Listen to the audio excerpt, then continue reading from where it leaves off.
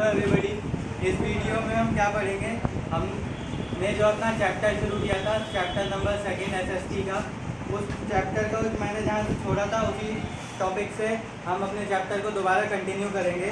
और हमारा जो टॉपिक नंबर 10 होगा, इस टॉपिक में हम समझेंगे रशियन सोसाइटी। रशियन सोसाइटी कैसी थी, तो इसमें हम जब पढ़ेंगे तो जो वर्कर्स थे वो गांव छोड़ के सिटीज़ में सेटल होना शुरू हो गए थे और वर्कर्स इंडस्ट्रीज़ में काम करना शुरू कर दिया था वर्कर्स ने। और उनके बीच में एक तरीके का डिवीज़न था, जैसे कि जो मेटल वर्कर्स थे, जैसे जो मेटल की इंडस्ट्री में काम करते थे वो अपने आप को अरिस्टोक्रेट यानी बड़े दर्जे का राजा समझते थे उन वर्कर्स के कंपैरिजन में जो वर्कर कपड़े की मिल में काम करते थे, यानी कपड़े की इंडस्ट्री में काम करते थे, उनके ऊपर अपने आप को बड़ा समझते थे। और 1914 तक जो महिलाएं थी उनका जो पार्टिसिपेशन था इन फैक्ट्री में वो था 31%। और इसमें बच्चे भी, ये इतना परसेंटेज महिलाओं का था वहाँ पे जितनी भी इंडस्ट्रीज थी उसमें। और no doubt division were there but workers did unite to strike work. अब आप लोग देखिए, ये लोग अपने आप को ऊंचा समझते हैं, ये नीचा समझते हैं, लेकिन जब हड़ताल की बात आती है, जब फैक्ट्री के ओनर के खिलाफ कभी भी हड़ताल करनी होती थी तो ये लोग एक साथ आ जाते थे हड़ताल में। और स्ट्राइक, जैसे कि एक हमें एग्जांपल दिया है 1896 से 1897 के बीच में एक हड़ताल होती है, तो वहाँ पे मेटल वर्कर्स और टेक्सटाइल वर्कर्स जो थे वो यूनाइट हो जाते हैं। ये हमने पढ़ा शहर में जहाँ पे इंडस्ट्रीज थी वहाँ रशियन सोसाइटी कैसी थी। अब गांव में आ जाते हैं, Russian society in country side. वहाँ पे peasant cultivated most of the land, यानी ज़्यादातर लैंड जो था किसानों द्वारा कल्टिवेट किया जाता था, लेकिन जो मोस्ट प्रॉपर्टी थी, सबसे ज़्यादा प्रॉपर्टी थी, वो नोबल्स के द्वारा खरीदी जाती थी। नोबल्स के द्वारा प्रॉपर्टी खरीदी जाती थी, उस पर पीजेंट्स काम करते थे। और एक बात हमें इस चैप्टर में बताई गई है कि जो रशिया के पीजेंट्स थे, रशिया के किसान थे, वो अलग यूरोपियन किसान से अलग थे, क्योंकि ये क्या करते थे, इन सब ने एक साथ मिलकर काम किया और जो भी प्रोड्यूस किया उसको अपनी ज़रूरत के हिसाब से आपस में बांट लिया। ऐसा इनका जो प्रोड्यूस था उसको बांटने के कस्टम की वजह से ये इन किसानों को ये कस्टम अलग, जो यूरोपियन किसान थे उनसे अलग बनाता था। हाँ, तो मैंने आप लोगों को बताया कि अपने इस रीति रिवाज के कारण ये जो रशिया के किसान थे, कृषक थे, ये अलग यूरोप के किसानों से अलग समझे जाते थे। इसके बाद हमारा जो टॉपिक है, ये मैंने आपको रशियन सोसाइटी गांव में, कंट्री साइड में, और जो मेन स्ट्रीम सोसाइटी थी शहरों में, वो समझाया। उसके बाद हम पढ़ेंगे सोशलिज्म इन रशिया, यानी रशिया में सोशलिज्म कैसे इवॉल्व हुआ, कैसे विकसित हुआ। तो इसमें हम पढ़ेंगे 1914 तक। अब ये डेट याद रखें, 1914 तक रशिया में रूल था सार निकोलस II का, वहाँ के राजा का। उन्होंने ऐसा कह रखा था कि कोई भी मेरे अगेंस्ट में पॉलिटिकल पार्टी नहीं बनाएगा। सारी पॉलिटिकल पार्टी जो बनती थी वो इलीगल थी रशिया में। फिर भी क्या होता है, सन 1898 में एक पार्टी बनाई जाती है, जो पार्टी अब इलीगल है। 1914 तक तो ये पार्टी इलीगल मानी गई है, तो ये काम सीक्रेटली करेगी, सीक्रेट वे में ये काम करती थी, गुप्त तरीके से इनकी मीटिंग होती थी। और अब इस पार्टी के जो मेंबर थे 1898 में, इस पार्टी का नाम था Russian social democratic workers party.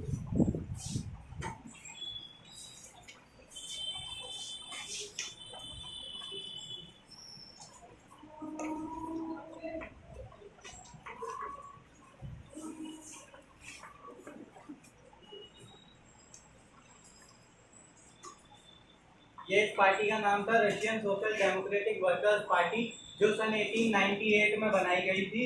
और राजा की पॉलिसीज के हिसाब से, राजा की नीतियों के हिसाब से जो 1914 तक चलती थी, इस पार्टी को काम कैसे करना पड़ा, इलीगल तरीके से। और इस पार्टी के कुछ मेंबर का मानना ये था कि किसान है, इनका जो ये रीति रिवाज है इसको बांट लेने का आपस में, तो ये नेचुरली सोशलिस्ट है, यानी ये समाजवाद की भावना है इनके अंदर कि ये जो प्रोड्यूस होता है उसको आपस में जरूरत के हिसाब से बांट लेते हैं। तो इनका कहना था ये प्राकृतिक रूप से सोशलिस्ट है, समाजवादी है किसान।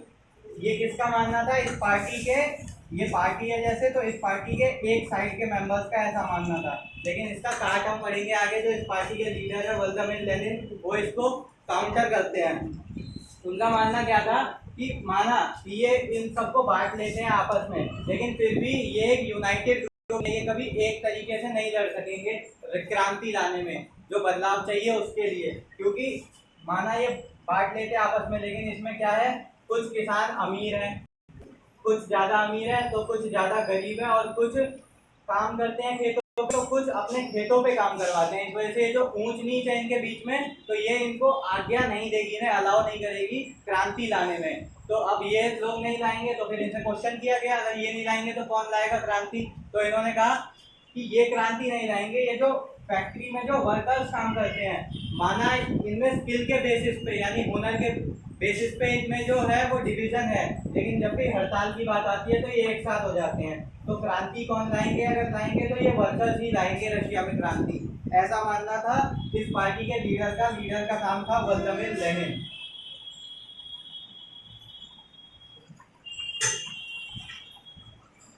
ऐसा काउंटर देते हैं व्लादिमीर लेनिन इन लोगों का। अब क्वेश्चन बनता है कि एक पार्टी का जो पूरा ब्लॉक था उसका क्या मानना था। तो उनका मानना था कि जो रशियन पीजेंट है वो है नेचुरली सोशलिस्ट, यानी प्राकृतिक रूप से समाजवाद की भावना है इनके अंदर।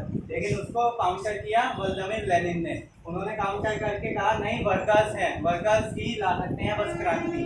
तो अब जब ओपिनियन अलग अलग हो गए, एक पार्टी में क्या होता है, जब दो तरीके के विचार आ जाते हैं, लोग अलग अलग तरीके से बात करते हैं, कभी इनकी बात ये नहीं मानेंगे तो कभी इनकी बात ये नहीं मानेंगे, तो अंत में क्या होगा, पार्टी का स्प्लिट हो जाएगा। तो 1903 में ये जो पार्टी थी ये टूट जाती है, और इस पार्टी के दो हिस्से हो जाते हैं। एक पार्टी बन जाती है बोल्शेविक्स,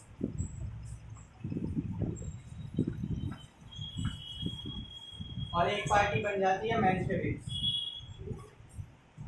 अब अगर हम इसके रूट वर्ड पे जाएं तो बोल्शेविक मतलब होता है मेजोरिटी, यानी पार्टी का जो मेजर सेक्शन था, यानी अगर 100 मेंबर हैं पार्टी में तो पार्टी के 100 में से 60 मेंबर चले गए मान लो बोल्शेविक, 40 जो बचे वो चले गए मेंशेविक में।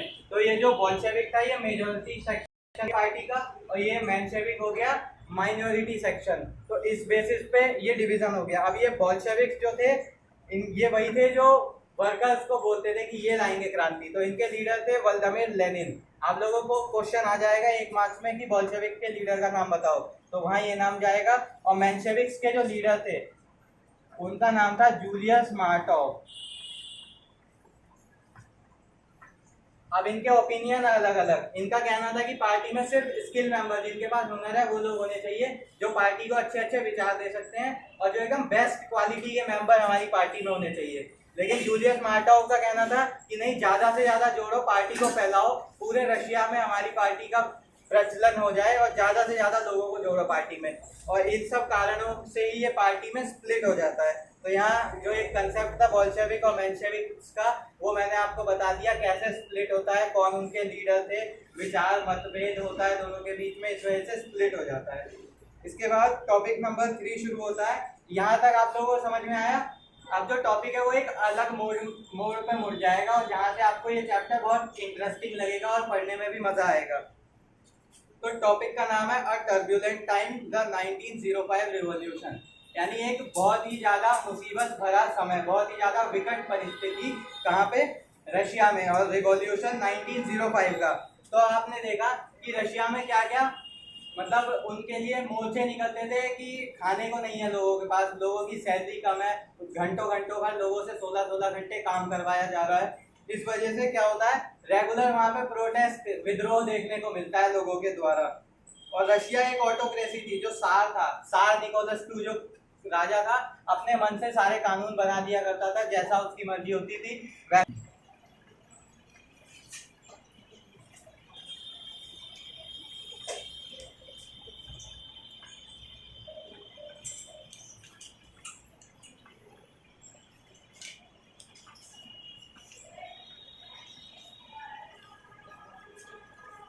तो अब हमारा टॉपिक है अ टर्बुलेंट टाइम 1905 रेवोल्यूशन। तो मैंने जैसा आप लोगों को बताया, वहाँ पे जो कंडीशन थी बहुत खराब थी, इस वजह से लोग लगातार विद्रोह कर रहे थे। वहाँ पे जो सार था वो अपनी मर्जी से चीज़ों को चलाता था, कोई पार्लियामेंट नहीं थी ताकि पावर पे चेक लगा सके, जैसा हमने फ्रेंच रेवोल्यूशन के बाद वहाँ देखा था।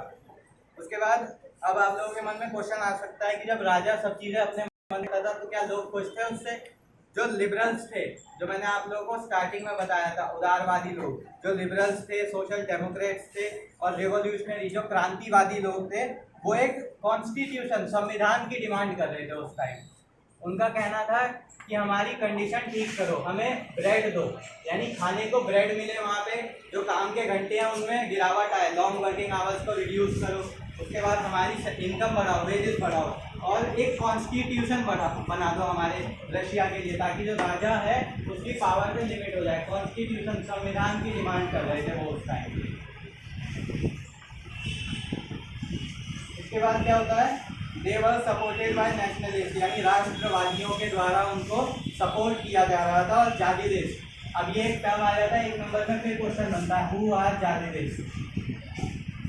तो इसमें आप लोगों को लिखना है Muslim reformers who wanted to modernise Islam, यानी मुस्लिम रिफॉर्मर्स, मुस्लिम जो एक पंथ है उसमें जो सुधार करना चाहते हैं, जो मुस्लिम जो कास्ट है उसमें रिफॉर्म लाना चाहते हैं, उसको मॉडर्नाइज करना चाहते हैं, उन लोगों को हम जातिदेश कहते हैं। इन लोगों के द्वारा सपोर्ट किया जाता था लोगों को। अब क्या होता है, during 1904 prices of essential good, यानी खाने पीने की चीज़ों की डिमांड फिर बढ़ गई। वहाँ हार्श विंटर होता है, किसी साल फसल अच्छी नहीं हुई और ज़्यादा प्राइस बढ़ गए। और इससे क्या होता है, जो वर्कर्स थे जो काम कर रहे थे उनके जो प्रोटेस्ट में मेंबरशिप थी, यानी जो आंदोलन मोर्चे निकालते थे उसमें वर्कर्स और ज़्यादा भारी मात्रा में इकट्ठे होने लगे और मोर्चे निकालने लगे राजा के खिलाफ। अब एक इवेंट होता है जब 4 मेंबर को, एक पुटिलोव आयरनबर्ग नाम की एक इंडस्ट्री थी,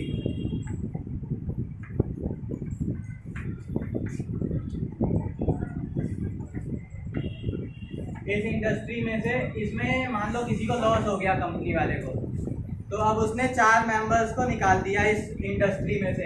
अब उन 4 मेंबर्स को निकाला तो वो किसी पार्टी से जुड़े हुए थे, तो उन 4 मेंबर्स को निकालने के बाद क्या होता है, 10,000 लोग जो अलग अलग इंडस्ट्री के होते हैं वो हड़ताल पे निकल जाते हैं कि हमें काम नहीं करना, इन 4 मेंबर्स को क्यों निकाला। तो इन 4 मेंबर्स के बाद 10,000 लोग और हड़ताल पे निकलते हैं। और क्या होता है, अब प्रोटेस्ट पूरे रशिया में और तेज हो जाता है। इन लोगों के अलावा अलग अलग शहर में राजा के खिलाफ अलग अलग तरीके से विद्रोह करते हैं लोग। तो क्या होता है, इसी बीच एक ब्लडी संडे, खूनी रविवार का इवेंट हो जाता है। इस दिन क्या होता है, जैसे हमने देखा कि ये 10,000 लोग प्रोटेस्ट कर रहे हैं, तो ऐसे ही एक फादर गैपोन थे, एक प्रीस्ट थे, एक संत थे, उनकी लीडरशिप में, ये नाम नोट कर लीजिए आप लोग। इनकी लीडरशिप में क्या होता है, जो कुछ लोगों का झुंड होता है वो विंटर पैलेस पे पहुंचते हैं। अब ये विंटर पैलेस क्या है, जो राजा का किला है, राजा का जो किला है, राजा का जो राजमहल है, उसका नाम है विंटर पैलेस। आप लोगों की बुक में कई जगह फोटो भी दिया हुआ है, लोगों के ऊपर गोलीबारी हो रही है, लोग भाग रहे हैं, और ज़्यादा जगह फोटो दिया है विंटर पैलेस का। तो ये राजा का किला था। तो फादर गैपोन की लीडरशिप में क्या होता है, जो लोग होते हैं वो विंटर पैलेस पे पहुंचते हैं और डिमांड करते हैं कि कॉन्स्टिट्यूशन बनाओ, और वही सारी डिमांड इन लोगों की। अब राजा क्या अच्छा था कि हाँ आ जाओ तुम लोग, दे देते हैं बस कॉन्स्टिट्यूशन, हम तुम्हें इसीलिए तो बैठे हैं। राजा साफ मना करता है और क्या करता है, अपनी जो पुलिस होती है उनको ऑर्डर दे देता है कि जाओ इन लोगों को संभालो। जो पुलिस होती है फादर गैपोन और इनके जो साथी होते हैं उनके ऊपर अंधाधुंध गोलीबारी कर देती है। अब इस गोलीबारी में इनके 100 साथी मारे जाते हैं और 300 लोग पूरी तरीके से जख्मी हो जाते हैं। 100 लोग मारे गए और 300 लोग जख्मी हो गए पूरी तरीके से, और फादर गैपोन की भी डेथ हो जाती है इसलिए।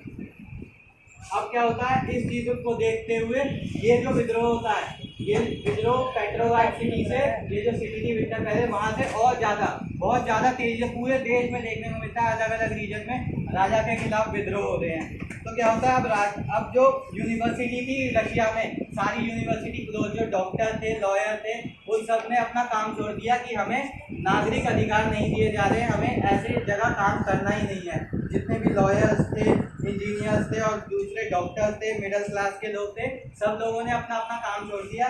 उन्होंने एक रीज़न दिया, हमें lack of civil right liberty है, लैक ऑफ सिविल लिबर्टी, यानी जो नागरिक के अधिकार होते हैं वो हमें नहीं दिए जा रहे हैं, तो हमें इस जगह काम करना ही नहीं है, लोगों ने ये कह दिया।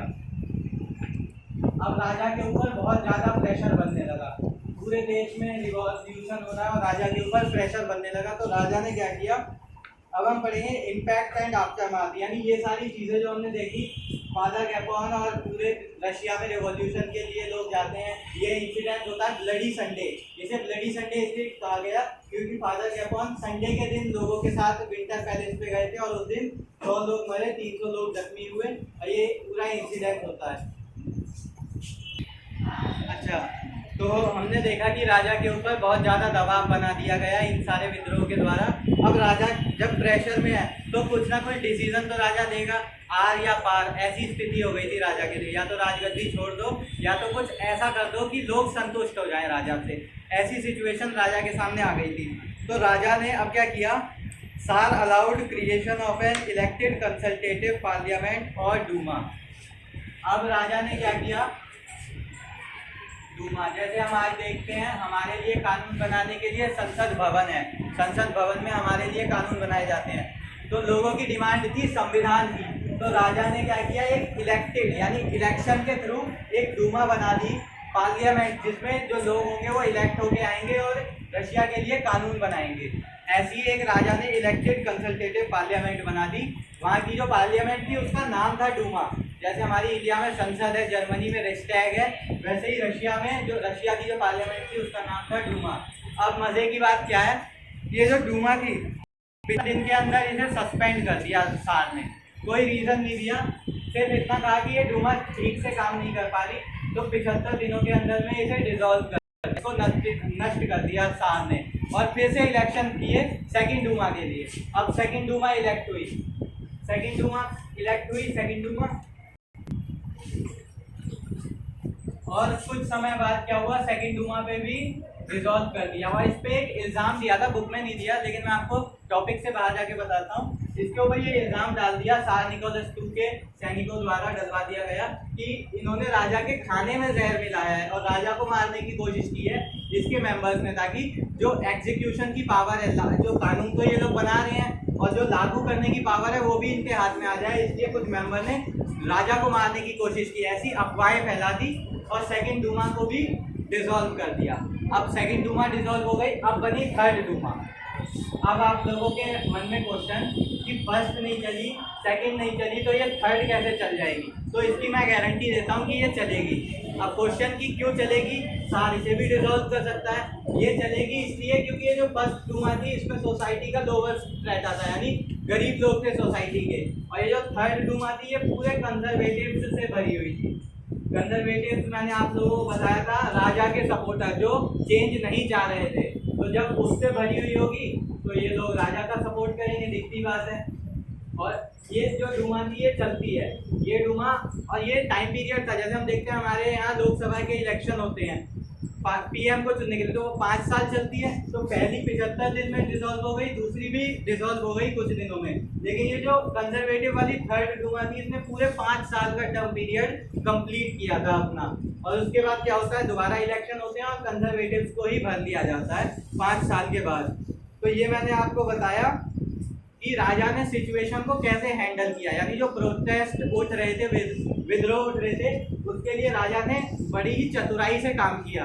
पहले फर्स्ट डूमा बनाई, डिसॉल्व कर दिया, सेकंड बनाई, डिसॉल्व कर दिया, और थर्ड, यानी अब ये लोग जो है राजा के ही सपोर्टर हैं। अब लोग भी विद्रोह नहीं करेंगे कि उसकी डिमांड नहीं करेंगे संविधान की, कि लोगों को भी दिख रहा है कानून बनाने के लिए डूमा है, तो अब क्या मांग सकते हैं हम। अब राजा ने इतनी चालाकी दिखाई और सारी जो विद्रोह की सिचुएशन थी उसको हैंडल कर दिया सार निकोलस II ने।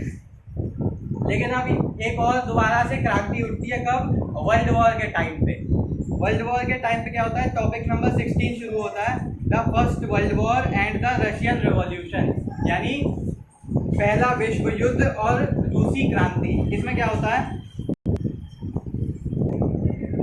तो अब हमारा टॉपिक है the first world war and Russian revolution. अब फर्स्ट वर्ल्ड वॉर किन किन लोगों के बीच में लड़ी गई, तो एक तरफ से सेंट्रल पावर्स और दूसरी तरफ से अलाइड पावर्स।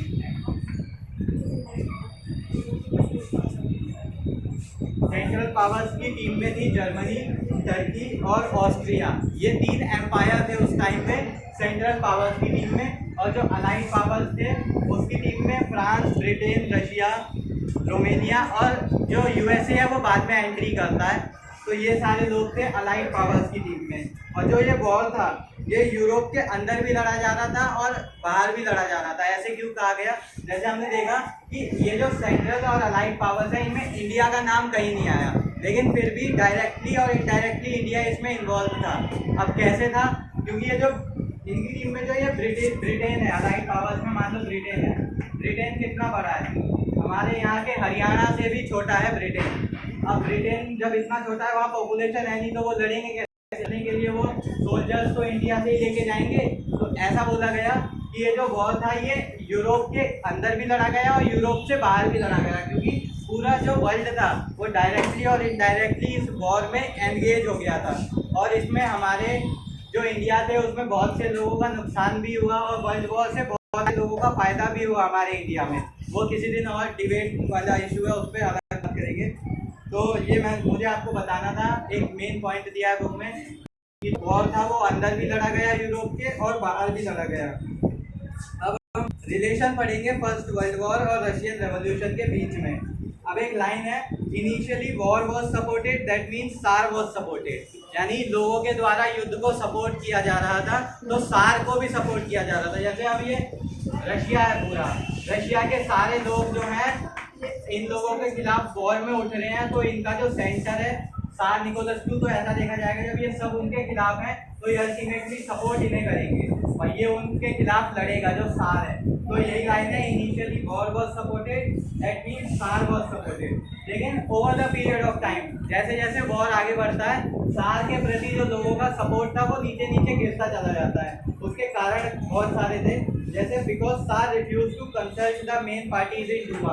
अब डूमा क्या थी? जो मेन पार्टी थी। अब जब युद्ध हो रहा है तो राजा अकेले डिसीजन नहीं लेगा, जो डूमा है राजा को उससे विचार विमर्श करना पड़ेगा, उससे मीटिंग करनी पड़ेगी। राजा ने साफ मना कर दिया, मुझे इस डूमा से कोई मीटिंग नहीं करनी। तो जो डूमा थी उसके लोग भी राजा के खिलाफ हो गए कि ये राजा ऑटोक्रेसी चला रहा है, अपना सारा रूल कर रहा है। राजा ने से विचार विमर्श करने से साफ इनकार कर दिया। पहला रीजन लोगों का सपोर्ट गिरने का। दूसरा रीजन, एक ना साधु थे रासपुतीन नाम के मॉन्क, तो एक ये लोककृति है जो बुक में नहीं थी, मैं आप लोगों को बताता हूँ। एक रासपुतीन नाम के मॉन्क थे। तो क्या होता है, राजा जो थे सार निकोलस्कू, उनकी वाइफ थी सरीना अलेक्जेंड्रा।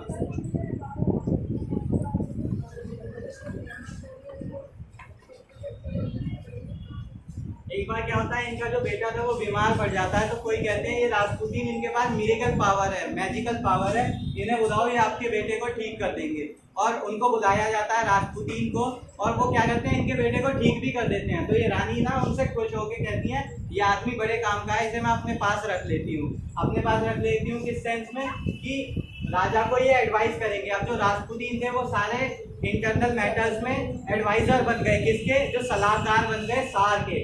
जितने भी चीजें होती थी उनके सार को एडवाइस करते थे, अपने सुझाव देते थे रासपुतीन। और लोगों को समझ में आता था ये जो रासपुतीन है ये उतना अच्छा सलाहकार नहीं है, राजा की बुद्धि भ्रष्ट करता जा रहा है ये, और इसने राजा के ऊपर कोई जादू टोना ऐसा कुछ कर दिया है, ऐसा लोगों का मानना था। लेकिन राजा हमेशा इसी की बात ज्यादा सुना करते थे, रासपुतीन की। अब तीसरा रीजन हमने देखा, जो जर्मनी है वो सेंट्रल पावर्स में है और जो रशिया है वो अलाइड पावर्स में है। और एक मेन बात, ये जो सरीना अलेक्जेंड्रा है ये जर्मन प्रिंसेस थी। जो सार थे उसने जर्मनी की प्रिंसेस से शादी की थी, और लोगों का मानना था कि सार से जर्मनी से इसीलिए नहीं लड़ना चाह रहे क्योंकि ये उनकी जो वाइफ है उनका घर है, मतलब उनका जो एम्पायर है जर्मनी वहाँ का है। तो German origin of tsarina Alexandra, ये भी एक रीजन था। लोगों का मानना था इनकी वाइफ का घर है वो, इस वजह से जो सार है वो जर्मनी पे हमला नहीं कर रहे हैं। ये कारण थे German origin of tsarina Alexandra, और ये 3-4 कारण थे जिस वजह से लोगों का सपोर्ट सार के प्रति गिरता चला गया। और वॉर जो था वो 2 फ्रंट पे लड़ा जा रहा था। जैसे और ईस्टर्न फ्रंट पे ज़्यादा हत्याएं हुई थी, करीबन 70 लाख लोगों की हत्याएं हुई थी इस वॉर में ईस्टर्न फ्रंट पे। जैसे ये रशिया है, तो हमने जो हमारा 8th क्लास में चैप्टर था the best Christmas present in the world, उसमें हमने देखा था जो सोल्जर थे वो ट्रेंच में लड़ते थे। ट्रेंच का मतलब क्या होता है कि यहाँ पे जमीन है और ऐसे गड्ढा खोद दिया जाएगा और यहाँ पे जमीन होगी और यहाँ पे एक बैग सा रख देंगे, बोरा, और ये जो सोल्जर है यहाँ ईंट पत्थर होंगे। सोल्जर क्या करेगा, यहाँ पे चढ़ेगा यहाँ पे सोल्जर चढ़ेगा इसके ऊपर, यहाँ अपनी बंदूक रखेगा और सामने से दूर गोली चला देगा, जो भी आएगा उसको मार देगा। तो ये क्रेंच लाइफ थी, क्रेंच में लड़ रहे थे, इस वजह से जो ईस्टर्न फ्रंट पे लोगों की हत्याएं कम हुई और वेस्टर्न फ्रंट पे ज़्यादा हत्याएं हुई लोगों की। और डिफीट जो थी वो शॉकिंग थी। रशिया इतना बड़ा देश, इतनी ज़्यादा जनसंख्या, इतनी तगड़ी आर्मी, लेकिन फिर भी इतने लोग मरते जा रहे हैं। तो ये जो डिफीट था, ये जो हार थी उनके लिए शॉकिंग थी और अपने आप में शर्मनाक थी ये जो हार थी उनके लिए। अब इसका जो इम्पैक्ट क्या हुआ रशिया पे, तो रशिया की जो आर्मी थी वो बुरी तरीके से हार रही थी वर्ल्ड वॉर में, और leading to large casualties. Casualties का मतलब जो मैंने आप लोगों को बताया, 70 लाख लोगों की डेथ हो रही थी, डेथ हो चुकी थी इस वॉर में, और रेफ्यूजीज बढ़ गए थे। अब ये जो सोल्जर थे ये क्या कर रहे थे, जैसे जो जर्मनी के सोल्जर थे रशिया में बहुत अंदर तक घुस जाते थे। तो ये रशिया के सोल्जर यहाँ पे जो इनकी खेती होती थी, जैसे ये आगे भी मान लो पूरा रशिया है, ये यहाँ पे खेती है इनकी, बहुत ज़्यादा खेत है और बिल्डिंग है, तो ये क्या करते थे, अपने खेतों को जलाने लगे। ये जो रशियन सोल्जर थे खेतों को जला दिया, सारी बिल्डिंग तोड़ दी अपनी ही रशिया की। अब सोचोगे पागल थे, अपने खेत जला दिए, अपनी बिल्डिंग तोड़ दी, ऐसा क्यों किया इन्होंने? अब सिंपल सा लॉजिक है कि वर्ल्ड वॉर कितने साल तक चला, 4 साल तक। जर्मनी के सोल्जर इतने अंदर घुस जाते थे, वो खाएंगे पिएंगे रहेंगे कहीं, जब इतने सालों तक युद्ध लड़ना है। तो इन्होंने सोचा कि खेत जला देंगे, इन्हें खाने को नहीं मिलेगा, बिल्डिंग तोड़ देंगे तो ये कहीं रह नहीं पाएंगे, इस वजह से ये तोड़ते जा रहे थे सारी बिल्डिंग जो रशिया के सोल्जर थे। अब इसका असर क्या हुआ, यहाँ की बिल्डिंग तोड़ी, यहाँ के लोग कहाँ जाएंगे, यहाँ के लोग उठ के यहाँ शिफ्ट हुए, तो इनके 3 मिलियन यानी 30 लाख रेफ्यूजी बढ़ गए ईस्ट के साइड में। यहाँ पे 30 लाख रेफ्यूजी यानी लोग यहाँ से उठ के आ गए। अब उन्हें रहने की जगह दो, 70 लाख लोग मर गए, उन लोगों को संभालो। सारे जो था लोग सोचने लगे ये राजा हमारे बलबूते पे बस लड़े जा रहा है, इसके बस की तो कुछ है नहीं, बस लड़े ही जा रहा है, हम सोल्जर से हमारे बलबूते पे। और सोल्जर जो थे सिपाही, वो बिल्कुल भी उनकी इच्छा नहीं थी अब आगे लड़ने की, क्योंकि वो देख रहे हैं कि सिर्फ हम लोग ही मर रहे हैं और खाने की कमी है, और एक जो बड़ा हिस्सा है पूरा किसको दे दिया जा रहा है। यहाँ पे जितनी भी क्रॉप्स उगती थी सबसे बड़ा हिस्सा सोल्जर्स को खिलाने के लिए भेज दिया जाता था। उसकी वजह से देश में अब लोगों को और ज़्यादा दिक्कत का सामना करना पड़ेगा। अब लोग सोल्जर्स की ने जो असर था फर्स्ट वर्ल्ड वॉर का, देखा कि आर्मी पे क्या असर हुआ, लोगों की नीति जो जिंदगी थी उस पर क्या असर हुआ, रेफ्यूजी बढ़ गए, ये सारी चीज़ें हमने देखी। अब हम देखेंगे कि इंडस्ट्री के ऊपर क्या असर हुआ। हमने देखा था कि रशिया में इंडस्ट्री बस शुरू ही हुई थी उस टाइम, इंडस्ट्री पे क्या असर हुआ। अब ब्रिटेन है, मान लो सपोज करो यहाँ पे ब्रिटेन है, उसके बाद यहाँ नीचे है एक ओशन है, एक समुद्र के रास्ते बहता हुआ जा रहा है, और बीच में क्या है, मान लो यहाँ जर्मनी, और ये इस साइड में इसके जर्मनी से पोलैंड अलग अलग जो देश हैं, उसके बाद यहाँ पे रशिया शुरू हो जाता है, बड़ा सा रशिया शुरू हो जाता है यहाँ पे। अब क्या हुआ, इंडस्ट्री को रॉ मटेरियल चाहिए, अगर उनको स्टील बनाना है तो उनको आयरन ओर चाहिए होगा, जो आयरन ओर होता है। अब क्या हुआ, यहाँ से इनको खाना नहीं मिलेगा, जो ब्रिटेन था वो क्या करता था, इस ओशन के थ्रू इनके लिए खाना शिप्स के थ्रू भेज दिया करता था रशिया, ये पूरा समुद्री रास्ता है, इसके थ्रू भेज दिया करता था। अब यहाँ जर्मनी बैठा है, उसने अपने शिप्स उतार दिए इसमें, जर्मन ब्लॉकेड, जर्मनी ने यहाँ ब्लॉक लगा दिया शिप्स का, यहाँ से कोई भी खाना आएगा आगे नहीं पहुँचेगा। चलो खाना नहीं पहुँचा, रशिया खुद बहुत बड़ा कंट्री है, बहुत ज़्यादा ज़मीन है, वो खुद प्रोड्यूस करके खा लेगा, लेकिन जो रॉ मटेरियल चाहिए था उनकी इंडस्ट्रीज़ को, अब वो रॉ मटेरियल नहीं मिलेगा। कपड़ा बनाने के लिए जो उनको कॉटन चाहिए था, जो ब्रिटेन से जाता था, वो नहीं मिल पाएगा, जो उनको स्टील के लिए आयरन ओर चाहिए था, वो नहीं मिल पाएगा। जर्मनी, अब ये इम्पैक्ट हमने देख लिया, जर्मनी ने ब्लॉकेड उतारा, यहाँ से अब कुछ भी रशिया नहीं जाएगा, तो इंडस्ट्री जो हल्की हल्की उठ रही थी वो वहीं दब गई वर्ल्ड वॉर के बीच में। अब एक और इम्पैक्ट, जितने भी एबल्ड बॉडी मैन थे यानी तंदुरुस्त इंसान थे, उनको लड़ने के लिए भेज दिया साल निकोलस भी ने वर्ल्ड वॉर में, उसका इम्पैक्ट भी पड़ा इंडस्ट्री पे। अब जब लोग ही नहीं रहेंगे तो इंडस्ट्री में काम कौन करेगा, ये भी एक सिंपल सा लॉजिक बनता है, शॉर्टेज ऑफ लेबर हुई, और यही सारे कारण रहे कि ये फर्स्ट वर्ल्ड वॉर में हमने पढ़ा इंडस्ट्री पे क्या कारण, इंडस्ट्री पे क्या असर पड़ा, आर्मी। अब इसमें एक चीज़ आपको याद रखना है कि जो आर्मी है उनकी बिल्कुल भी इच्छा नहीं है इस लड़ाई को लड़ने की, क्योंकि वो देख रही है कि हम इतने सारे हैं फिर भी हम बुरी तरीके से हार रहे हैं और हमारे ही देश में मुसीबतें आ रही है। तो यहीं पे हमारा ये टॉपिक खत्म होता है। इसके बाद जो अगला टॉपिक है वो हम पढ़ेंगे फरवरी रेवोल्यूशन, यानी अब यहाँ से जो हमारा चैप्टर है वो मेन चैप्टर स्टार्ट हो जाएगा, जो फरवरी में रेवोल्यूशन आता है वो हम पढ़ेंगे अगले टॉपिक में। तो ये टॉपिक में मुझे जो आपको बताना था, impact of first world war on Russia, कि फर्स्ट वर्ल्ड वॉर का रशिया पे क्या असर हुआ, वो मैंने आप लोगों को बता दिया।